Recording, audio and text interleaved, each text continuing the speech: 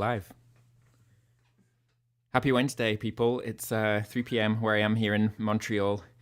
It's good to be back. We've got a special guest, Maryse Legault, who's going to give us a tour of the clarinet later on, a tour of the history, a tour through time and space.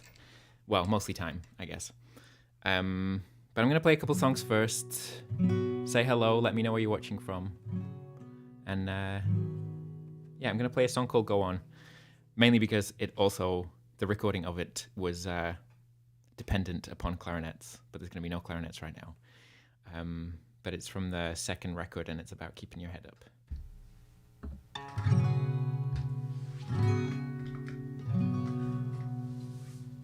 Hiya, Marcus. Woo! I'm in the cave.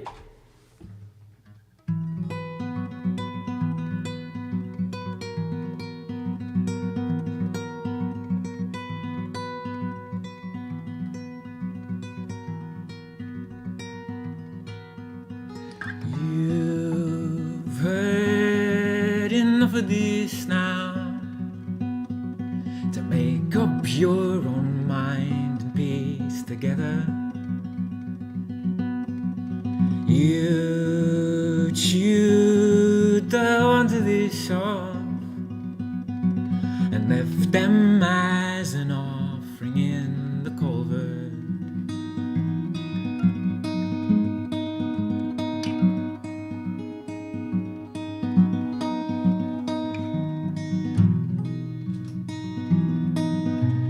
Blithely you pick out your words, I won't change them no matter what the fashion. Clothed in your nouns and your verbs, the best attempts to lead you to distraction.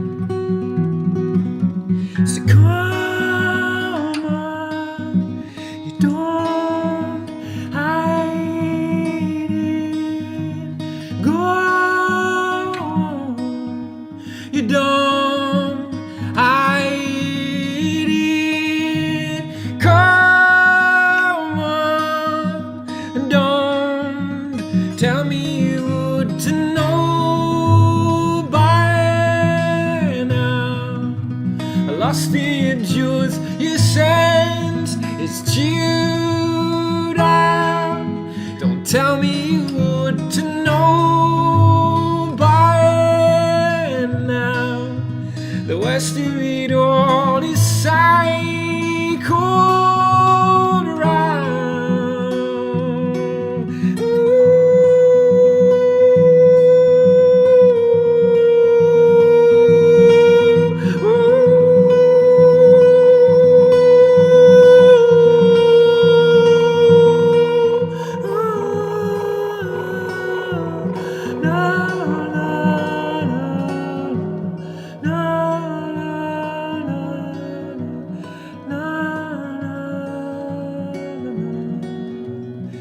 You've heard enough of this now. Let's go on. From the second album. Hello to Burnley. Hello to Ling Island. I can only guess that is Long Island, Brenda. Unless there is a Ling Island in New York as well. I'm going to play a cover now. I was talking last week about how there are just a ton of artists on tour again at the moment, and this particular artist is playing in Montreal next week. It's the Weather Station from Toronto. This is a track that's kind of been incorporated into my catalog. I put a release of it out on an EP, All We Know, in 2017. Yes, please like the video, share it if you like, spread it around, let people know, get some eyes on it, help the algorithms.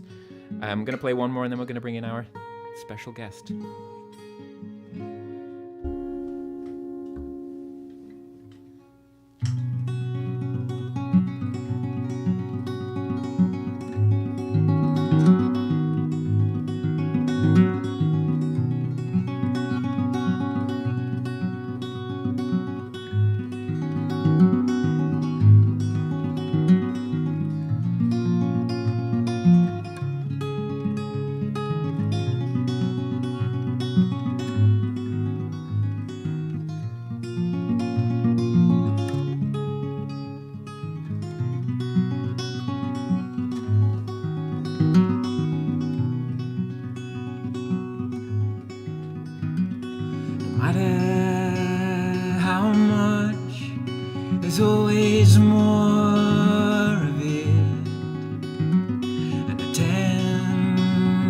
touch cleared all of it. You said nothing, I said nothing, we did nothing at all. Like a maple key, graceful in mid-fall. What am I gonna do with everything I know? What am I gonna do with everything I know? You said it out in letters that work in my fingers, but now I can't remember what I touched. You throw out all the water for the want of a cup, as though it didn't matter if it could be drunk.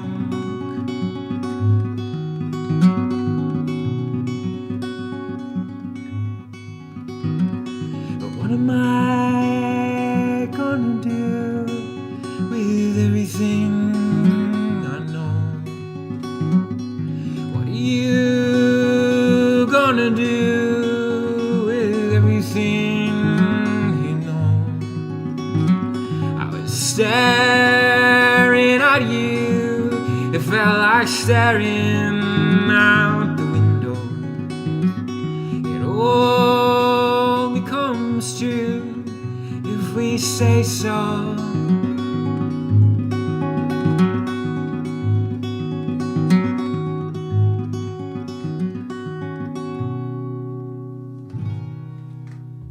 That's What Am I Gonna Do With Everything I Know by the Weather Station, which Pemmy, who is watching right now, played on, if you check out the recording.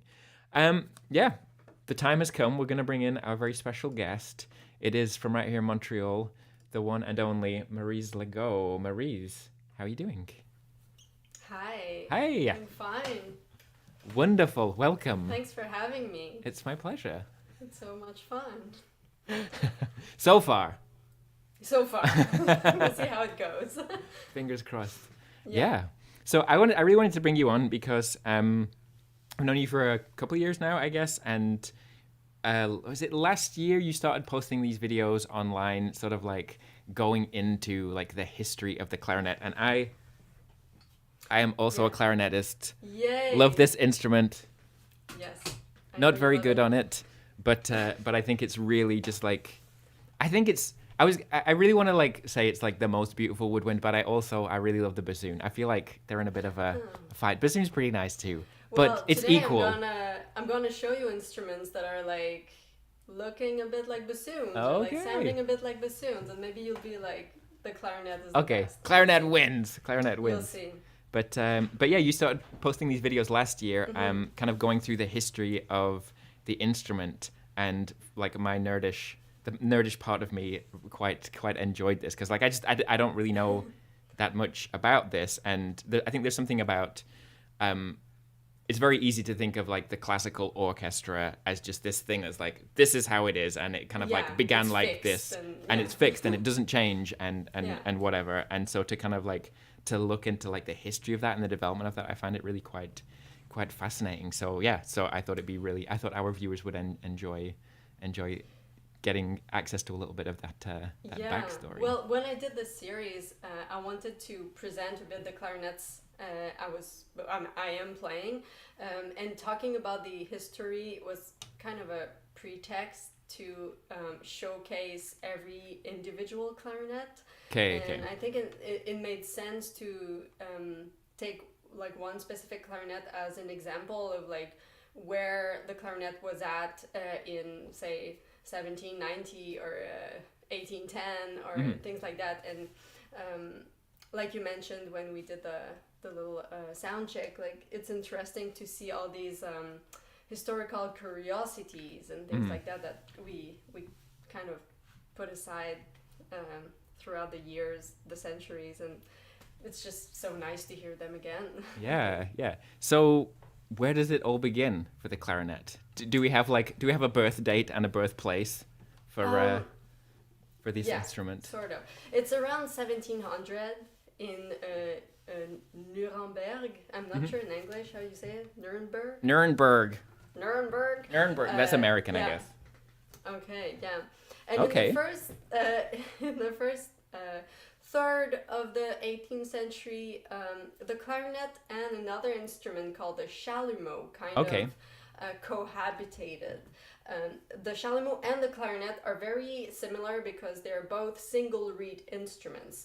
So if I can show you, this is a reed. Yes.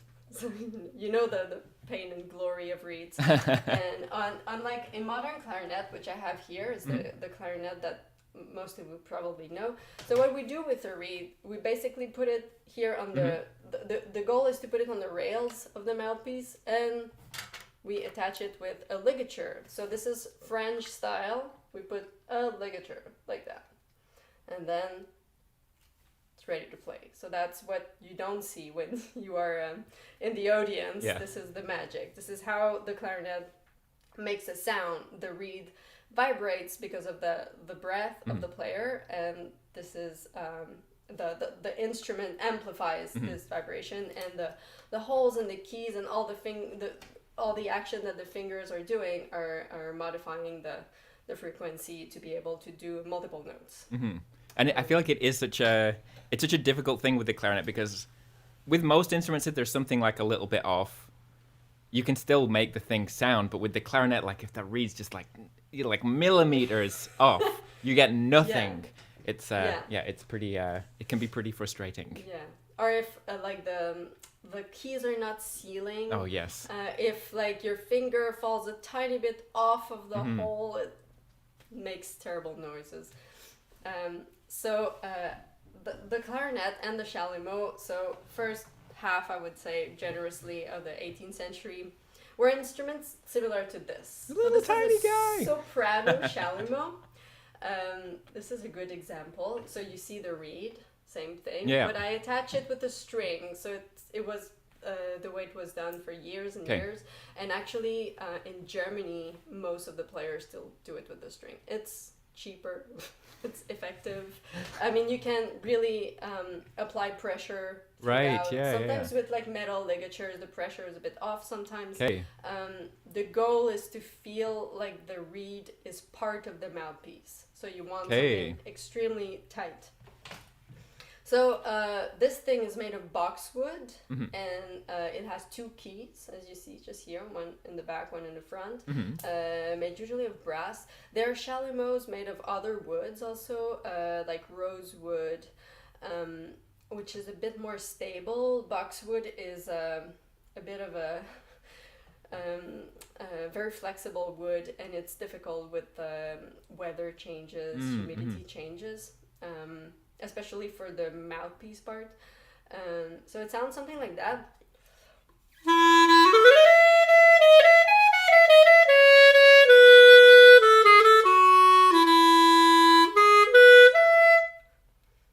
Beautiful. Cute. Surprisingly low, actually, for like the size of it. Yeah, maybe. Because we are used to see a recorder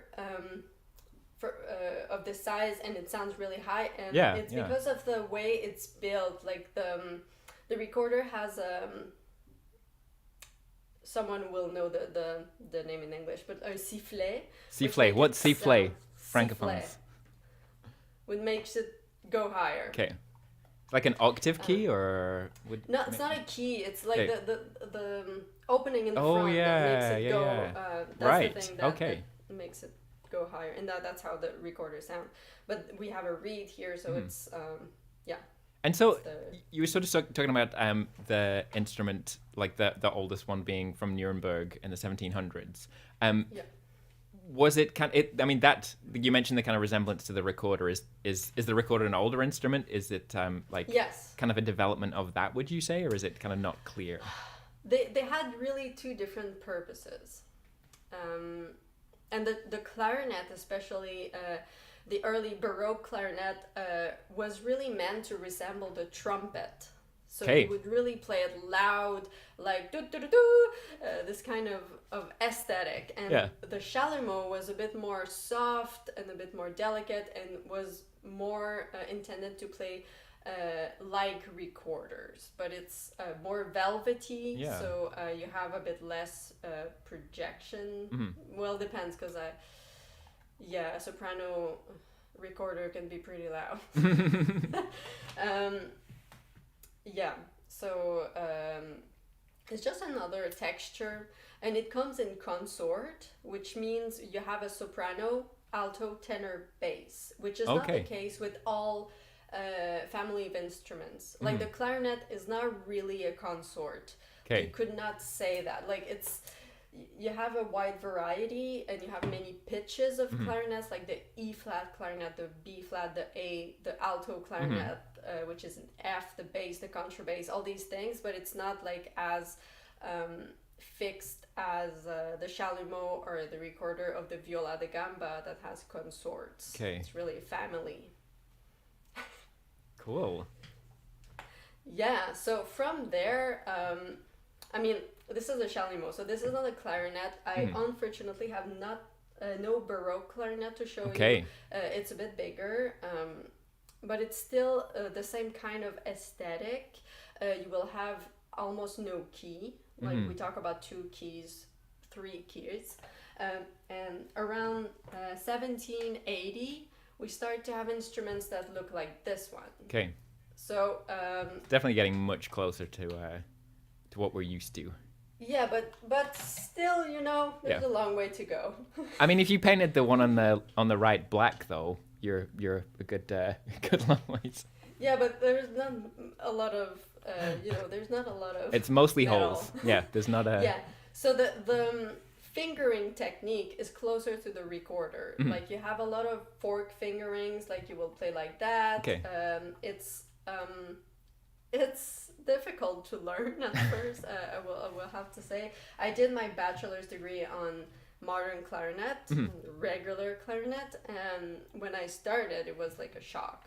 Really, it's a shock for anybody who's trying to transfer from modern clarinet to historical clarinet, because the fingerings are very difficult, and if you want to play somehow in tune, you need to work a lot. Yeah. So, but is the mouth technique fairly similar? I mean, it's similar in the sense that I still put the mouthpiece against my upper teeth, and I do something similar, but the air pressure is different. The way you we call it voicing, like it's the place you put your tongue in the mouth, or like the way you expand your throat and things like that to influence the sound or the pitch of what you're playing. This is a bit different.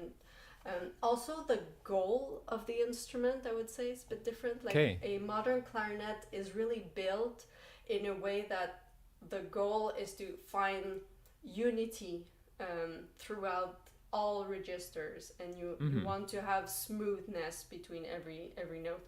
And on these period instruments, sometimes the notes will talk to you. Like some notes have less resistance, so they are very bright. Some notes have a lot of resistance, so they're very dark. And often composers were playing around that. Composing in a way that would suit the instrument, or emphasize these differences proper to each instrument. So it's maybe something you will hear when I'll play a bit for you, like how the sound is different. Yeah, so we were around 1780, and I wanted to present you this instrument. Whoa! It just grew a little bit and got a little bend at the end. Yes, this is the called bong the clarinet. The bong clarinet. And this is really, really typical to Mozart. So Mozart was a very big lover of the clarinet, because he had a very close friend who was a clarinet player.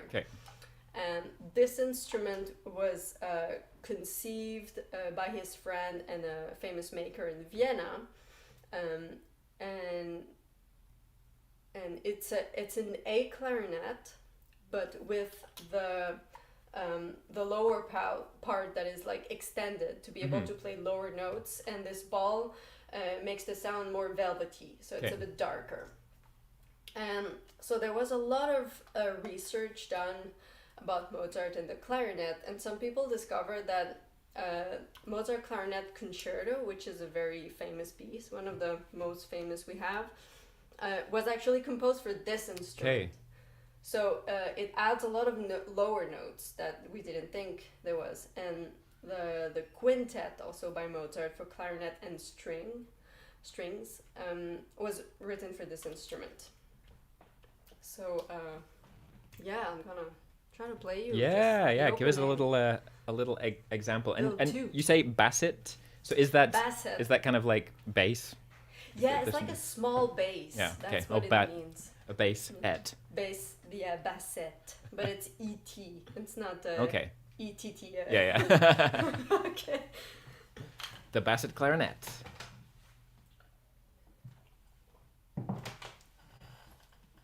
And please let us know, people, if you have any questions for Maryse.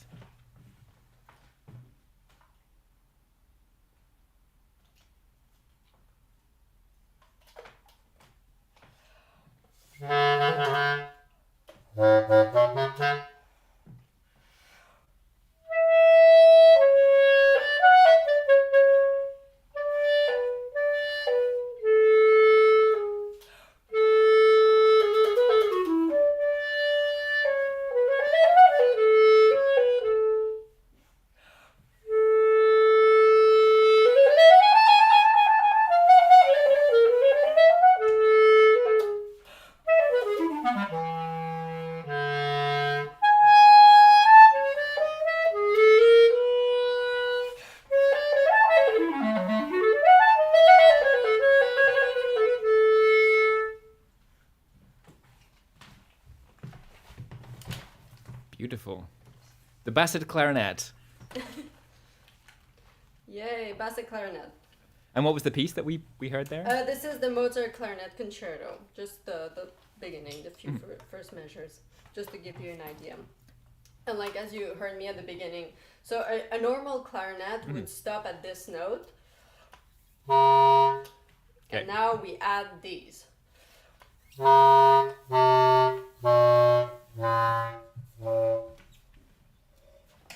I need to be standing, so I need to twerk. There is actually a hole on the side, and you need to block this with your thigh. What? Yes. So I wonder why they got rid of that particular development. It's very weird, so you like climb.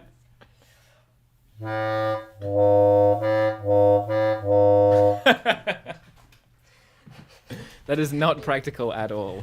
Well, yeah. But I love it. I mean, weird. You know, we've got lots of body parts and only 10 digits. Why not? So. I mean, it's just fascinating sometimes to see how clever these makers were to find solutions. Yeah. And like, you know, the ball and all the keywork at the back is like it's very, very special, like all these things and how it moves and it works. Because essentially all of it is about just kind of like you've got this tube, and if you have holes at different places, then you get different notes. So those long pieces of metal, they're just kind of like allowing holes to open at the places at the bottom where your fingers can't reach. Also with the exactly. the piece. Okay. Yeah. Cool. Yeah, that's that. And another instrument that is close to Mozart. As you can see, I'm kind of specializing in the turn of the 19th century, so end of the 18th century, beginning of the 19th century. So I have a lot of these classical instruments. Another very fun one that Mozart used a lot is the basset horn. So that's amazing. We say it's a basset again because of the small bass, and horn because there is a metal an actual piece horn, here. Yeah, and inside of the box, it's really fascinating because instead of making it super long, they just decided to make a tube that is so there's a tube hiding itself. In there. Yes, and this is also made of metal here in the bottom. So it's also a really weird invention. And it's also in this shape because if you put it all straight, it would be too hard to reach. You'd have to use your Especially thigh for to someone play a like note. me, like you need to be, I don't know, 6'5" Yeah. maybe to reach it, but it's not my case. So yeah, this is the way it goes. I think I need to put my reed in water a bit, and then I can play you another little piece, and you'll see if this is the instrument that could replace a bassoon sometimes. Okay. Maybe not as low, of course, but and for those of you who like classical music and know a bit Mozart's works, there's the Requiem, which is a very famous one, and at the beginning you hear very well the basset horns. Okay. There's an exchange between the bassoons and then the basset horns, and this is very peculiar to him. So did the bassoons predate the Yeah. clarinets? Interesting. Yeah, this is something maybe I should have said before, but the clarinet, as weird as it may sound, is kind of the youngest instrument of the Okay. orchestra. Right. Like double reeds, like bassoons and oboes, which are from the same family, they existed before. Strings, of course, brass before, percussions way before. Yeah. So the clarinet is really the baby. Okay, yeah, I totally assumed that it would be just because it's like one reed on the clarinet, two reeds on the bassoon, so bassoon must come later, because... No. There you go. And actually, instruments with reeds have some link with the bagpipe, because you can pull out the place where you can change the notes on the bagpipe, and this is a reed inside. It's a reed instrument, but instead of blowing in it, you just like you blow to inflate the bag, and then you squeeze the bag to get the exactly. notes to come out. So it's just like a clarinet with a bag. Or a bow, yeah. Okay, I'll try this one.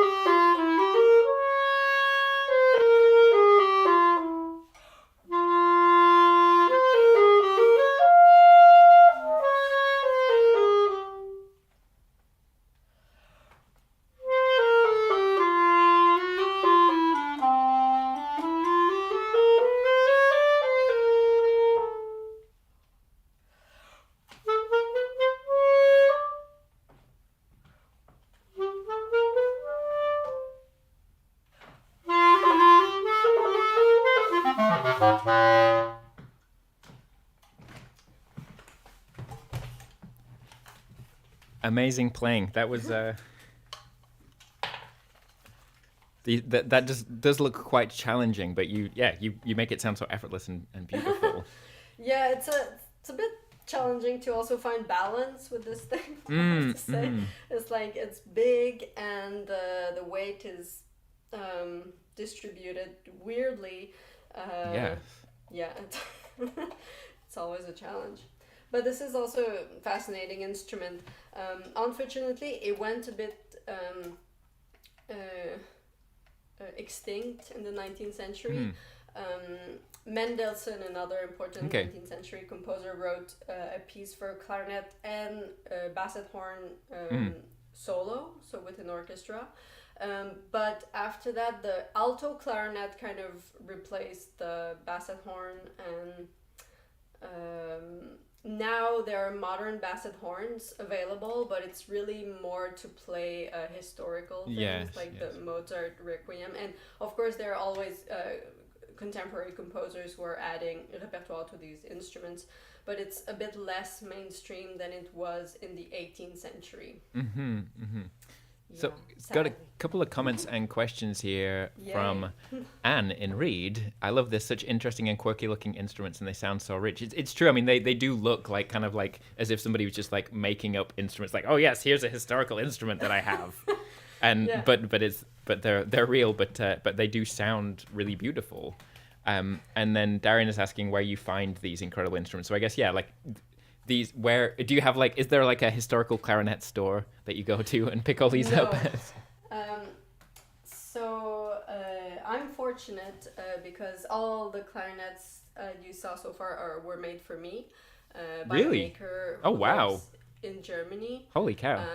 So usually people who are like doing what I do, we order clarinets to makers who are really specializing in that. And they take 2 years. Of course, yeah. And then they say it's ready, and you pick it up, or they send it to you. So the basset horn was one of my latest acquisitions. Whoa, okay. That seems like a good time to mention this is a listener supported stream.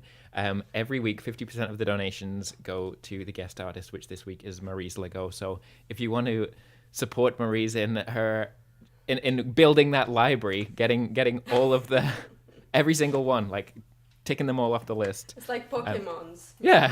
You gotta catch them all. Very impractical and awkward Pokemons. But yeah, there's a link in the video description, so you can support by PayPal, Interac here in Canada, or credit card, and any amount is appreciated. And thanks to everyone who's supported so far. Okay, ad break. Over. So where do we go next? Where do we go next? So more keys are added. This is where it's where we're headed for sure. So here I have a copy of a 1810 clarinet. Okay. So we start to have a lot of keys. It's a 12 keys clarinet. This is the one I have in the photo you shared. Yes. By the way, for the people who are curious, so it's a copy of a clarinet that was made by Grenzer in Germany. So it's a famous maker. Usually this is what makers today do. They go either in museums, or they find players who own instruments from the past, or original ones, and they measure everything. Right. And they make copies based on specific instruments that they know are good. So that's usually how people do. I mean, some makers are always doing a bit of additions or things they prefer to do, but this is pretty much how it goes. So we start to have a lot of keys. After that, in 1845, the patent for the Böhm clarinet is déposé. Yeah, registered or something. I don't know. Sure. But it takes at least 50 years for the Böhm clarinet to become really mainstream. Okay. There are a lot of different types of clarinets that are suggested. Some are more popular than others. It depends a bit on the region. But over the 19th century, things start to standardize slowly. And we get slowly to the place we are now, that the main clarinets available are French models or German models. Okay. And it depends on which country you live. There are, of course, other clarinets, but I'm talking more about the way the bore is made, like the interior walls Okay. of the clarinet, and the key system. Mm-hmm. So this is a Bern clarinet. This is the one you know. This is the one Okay. you have. This is a French system. I have an end of the 19th century German system to compare. It's not exactly what you have nowadays, Okay. but this is a bit different. Mm-hmm. So I don't know if you notice, but there are rolls. Oh, so, yes, the there, little so black it's a bit like a plastic, yes. saxophone. You can Yeah, roll. yeah. The keys are a bit different. They're bigger. Mhm. There's also not on this one. There's no connection between the two bodies. Like on the French one, you have Yes. this little connection that is really important. Not on this one. Okay. Again, this is end of the 19th century. So this is a Mhm. clarinet you would play Brahms on. Okay. Brahms, Mahler, maybe things like that. So this is an original one. Amazing. Yeah. And so to rewind 2 steps, the one that you showed us Yes. before that, was that the first one that was being called a clarinet? Which one? The one before the one that This you're one? on. Yes, that one. Was that the No, it was called a clarinet since the start. Like Okay. So, but it would be sort of like a bassinet, clarinet, or those are just other. No, those are just like exotic models Okay. like, to complete the family. But you still have like the one I showed you, which Okay. is like the system. Right. You know, and all these are really clarinets, and this is really clear when you look at scores or treatises from the time. It's clarinet. Okay. And I was about to ask you what the history of the name was, but then you said clear, and I was like, oh, is it to do with clear? Is it to do with like the clarity of the sound? I've read like some people say it's klar und nett. Like in German, it could be clear and like it's a bit like clear and clear, clear and clean. Clear and clean. The clear and Something clean. like that. But it's also derived from clarinot, which is Okay. more linked with trumpets. Okay. So it's like a small trumpet. Like the first models of clarinet were mock trumpets. Mhm. So they were like small imitations of trumpets. Yeah, it's a bit weird to imagine now because Yeah. they're so Seems different. so different. Yes. Yeah, but yeah, they were connected at first. Okay. Sorry, I took you on a tangent there. No problem. It's a good time for questions because I was thinking of wrapping this up by Sure.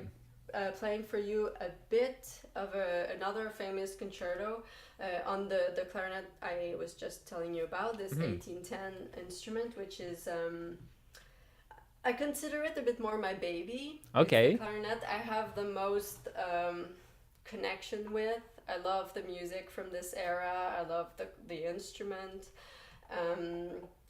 And I also happen to have an album on it that will be out next year, 2023. So keep your eyes peeled. I will for that. post the link again in the chat there. There's our website, MaryseLegault.com, and you can be found on Instagram as well.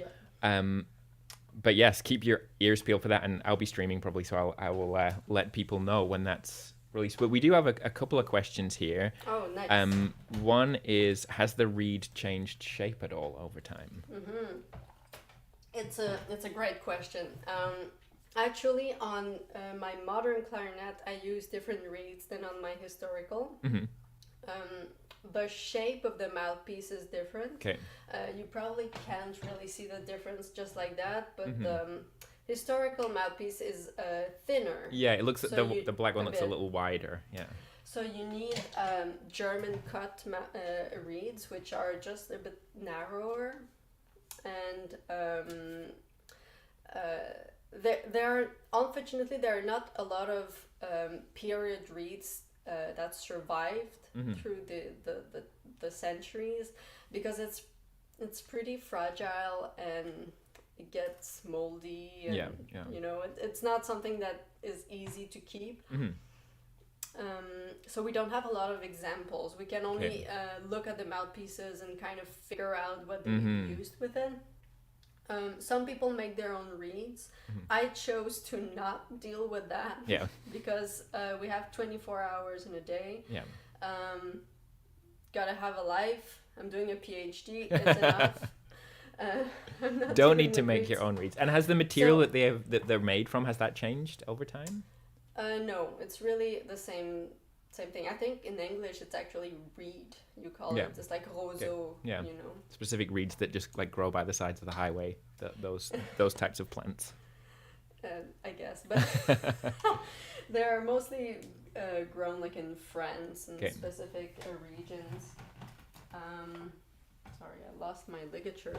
My precious shoelace. Piece of string, yes. And the final question was if just asking about the French and German versions, if they sound particularly different, or is it just they sound a bit different. Okay. It's a bit like as I don't have a modern German clarinet to play for you, I don't think it's worth it because it's just 100 years apart already what I have, so it's not worth it. But some people would qualify the German style as darker, and the French style as more brilliant and like more harmonics in the sound. But also, I find that each player has their own way of dealing with sound. Like they have their own aesthetic, but overall you can summarize saying like the German sound is darker. Yeah. Cool. Thank you. Okay. So the final piece. The final piece. And make me waves if it's too long.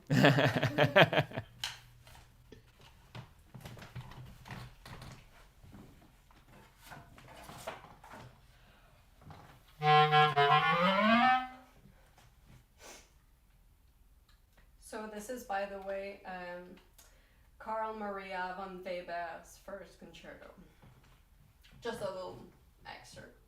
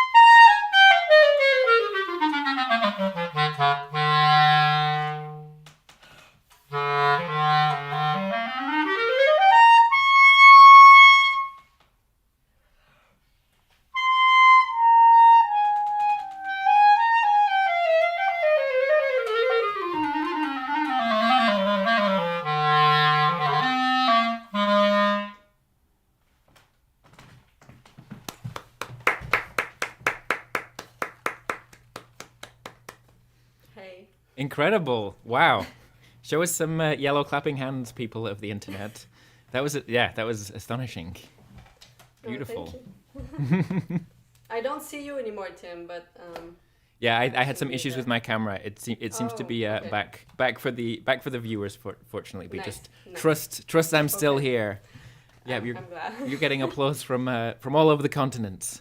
Okay, well, yeah. thank you. Thank you so much for joining us. It's been a treat, and I've learned a lot, and it's fascinating to see there's much more to learn as well. Again, Always. if people wanna find out more about Maryse, the link is there, and there's a link in the video description as well. There's an album coming next year, so keep your eyes and eels. Keep your eels peeled for that. Your eels peeled. Your ears peeled for that, and yeah, I'm gonna keep going and play a few more songs, but we're gonna Nice. say goodbye to Maryse for now. So again, Thank you so much. thank you so Bye. much. Yes, take care. That's Maryse Legault, everyone. That was incredible. Just amazing playing on those very difficult looking instruments. I loved those weird historical anomalies. I have that you play with your thigh. Who has these ideas? I'm gonna keep going. I'm gonna play a few more songs. If there's anything that anyone wants to hear, let me know. There's a request list on Twitch if you're watching there. Just type anything you like into the comments on YouTube if you want. And I'm gonna do a little video collaboration here that I made with some friends. If you've been watching the streams, you'll know about these. I've done a few of them over the years that I've been doing this, and this is a track from the first album called Once, and it features a little bit of French horn. There was something else that I was going to say that is completely escaping my brain, but it matters not. More to come. But this is Once from the first record featuring a few friends of mine. Okay, let's see if this works. We do need a brass expert next time.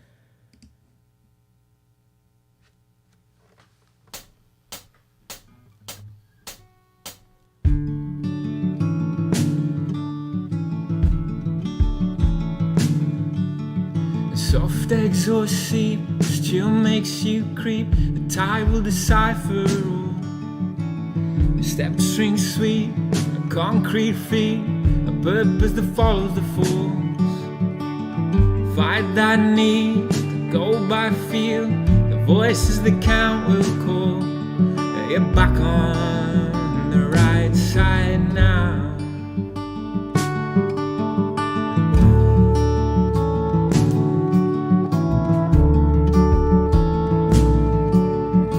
Burn through the middle, or you stick to the sides, and cruel the right shore of the arm,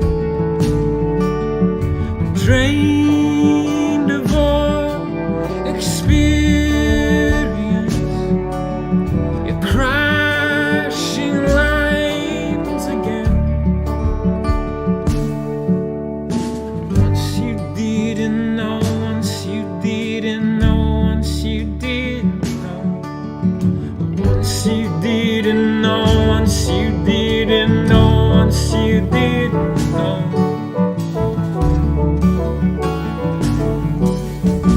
Faith is lost, or sense of you are gone.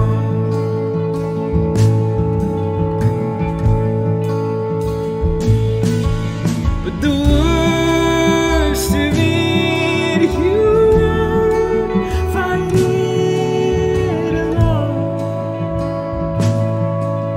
As alone as you'd like, drained of all experience.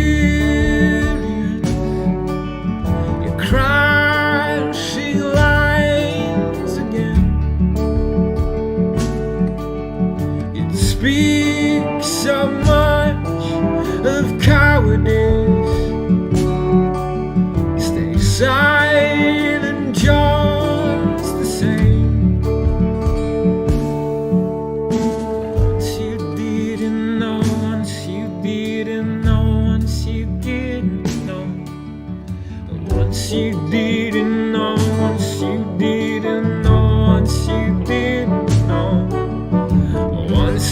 didn't know, once you didn't know, once you didn't know, once you didn't know, once you didn't know, once you didn't know.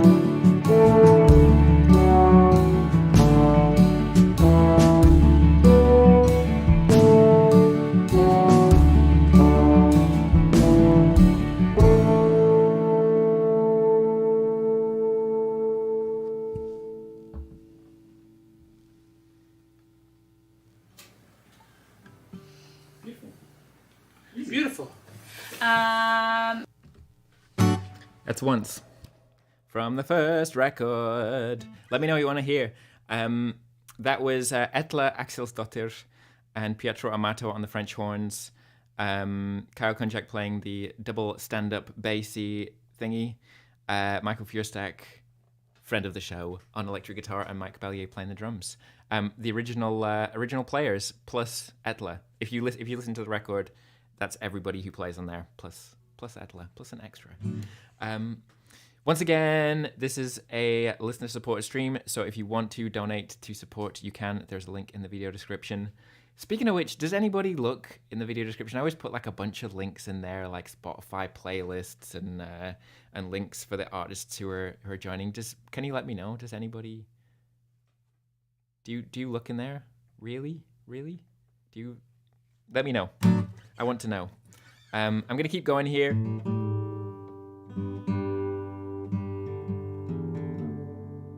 My last release was a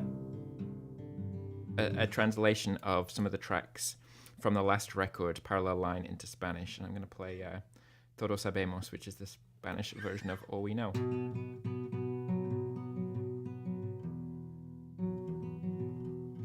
You're a linker. Thank you, Stephen. It's good to know, because I mention it every week, and I just have no idea.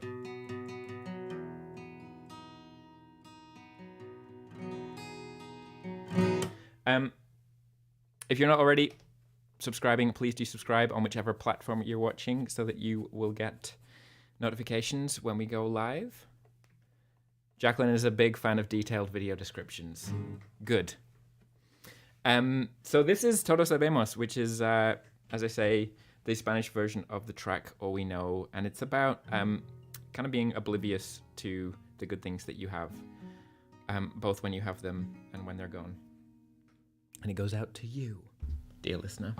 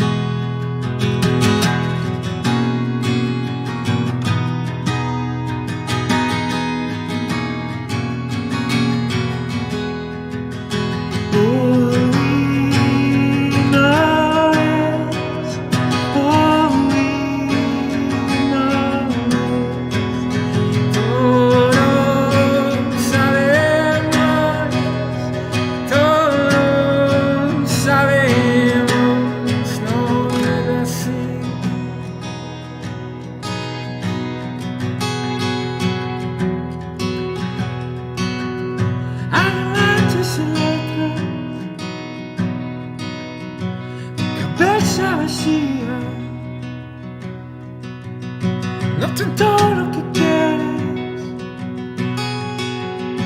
pero más que bastante. Muchísimas gracias.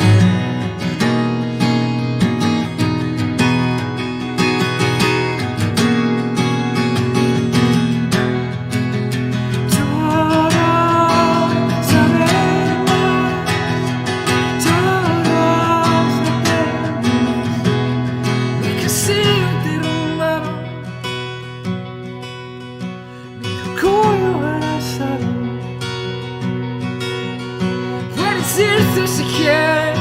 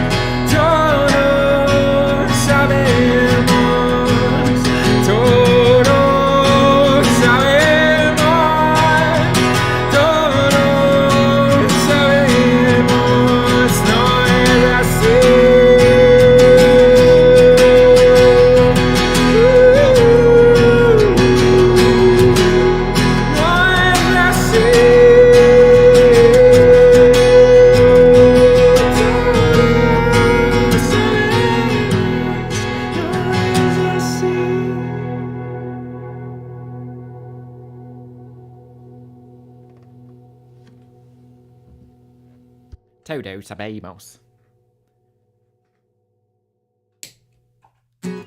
How is everybody doing anyway? I don't know if I asked today. I'm doing quite well here. Thank you for asking. Though I do this every Wednesday, I'm going to be taking a little summer break. I was going to end it for the summer this week, but then I realized if I did next week, then it would be the 100th edition, which just seems absolutely crazy to me that it's been going that long. But it has been. So please do tune in for that. It's going to be little celebration time. And then right after that stream on next Wednesday, I'm going to be playing here in Montreal at Ursa, my favorite venue in town. Just like the coziest, bestest place. Speaking of video descriptions, there is a link to tickets for that show there. So please get your tickets. Come along. I'm going to be playing a whole bunch of new things. And then I'm going to be in Cologne and then in the UK at the Green Note in London again. Ticket links in video descriptions. But I'm gonna post it in the chat for the YouTube people because why not, right? Where do we have it? Here are the ticket links. Let's see if I can just copy and paste those and then post them in the chat probably. If anybody has any questions for me, let me know. Even if they're not about clarinets. There was a point there about getting a brass expert in. That's a pretty genius idea. I messed up the links. Like a fool. Multitasking here, which is, I mean, I guess that's the name of the game. There's no way around that. The Montreal one worked, I think. Maybe. Anyway, here is the London one. There you go. Try that again. Come along. Come and see me play. I want to see you.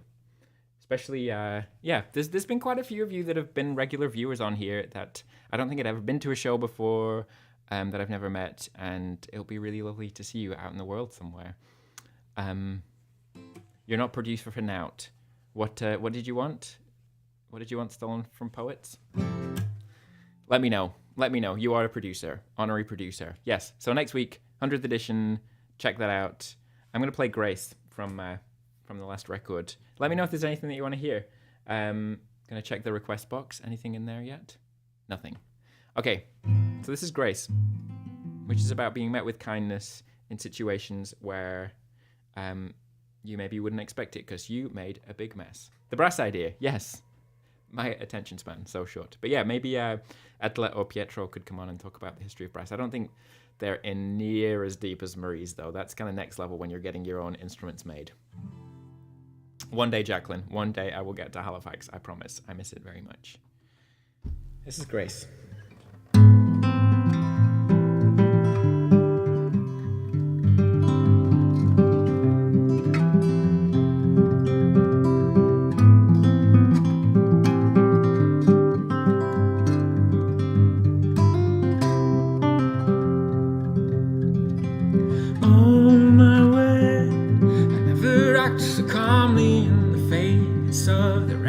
That you roared. The storm upturned, the copper beach, the couch, and still we tell ourselves that nothing ever changed so much. I see it all, the grace that you hold.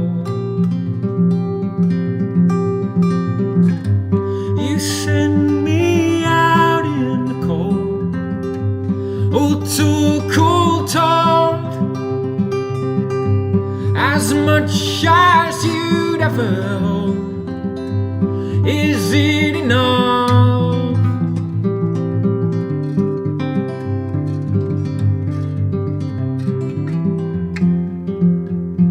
There's infinite sin. Don't ever cast a stone before you. All of us are fickle and on board. At least you're not all the things you're not. Could there be anything that you'd rather hear less? I see it all, the grace that you stole.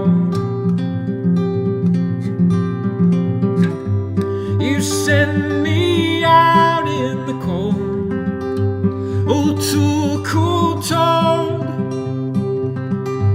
as much as you'd ever hold. You send me out, you send me out in the cold. It's not enough.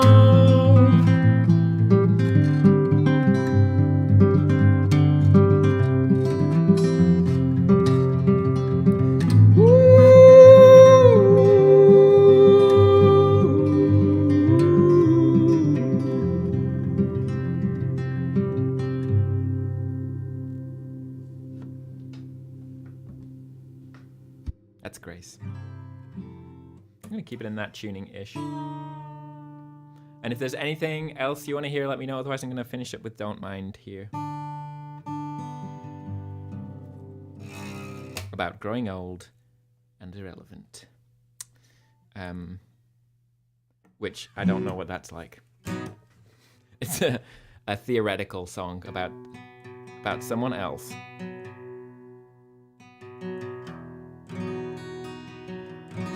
It's been a treat. Again, there's a link in the video description if you want to support this stream here. Keep it all moving. Again, thanks to everyone who's been supporting. It means so much. Thanks again to Maryse. I see that she's popped into the comments. So if anybody has any last questions for her, fire away. Otherwise, I'm going to finish it with this song, and then we'll be back next week, same time, same place, same bat time, same bat place, same bat channel, etc., etc. Gonna finish it with Don't Mind here.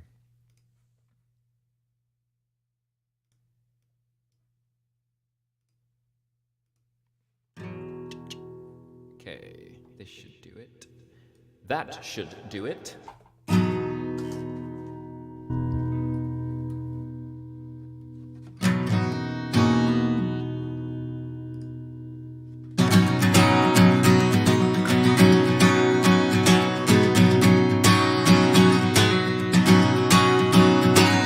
Strong words, few deeds. Tell me what a friend should be. Go again, roll the dice. Show me where my heart should be. Never mind if we see the day when it comes, it surely waits. One line to, is it too late? Lift the cup, lift the plate. If you don't mind, if you don't mind, if you don't mind, if you don't mind.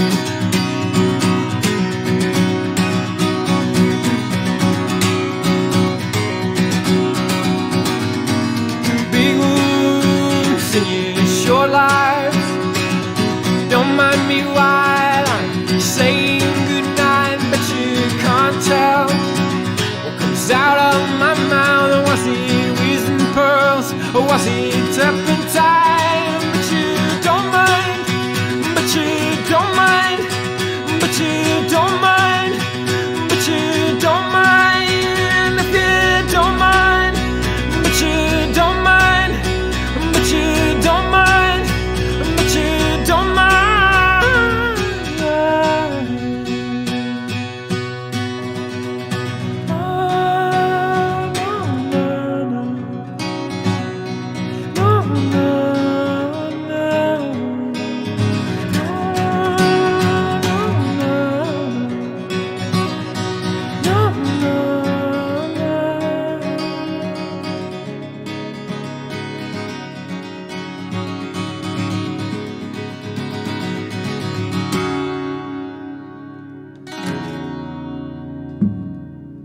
That's it for me today.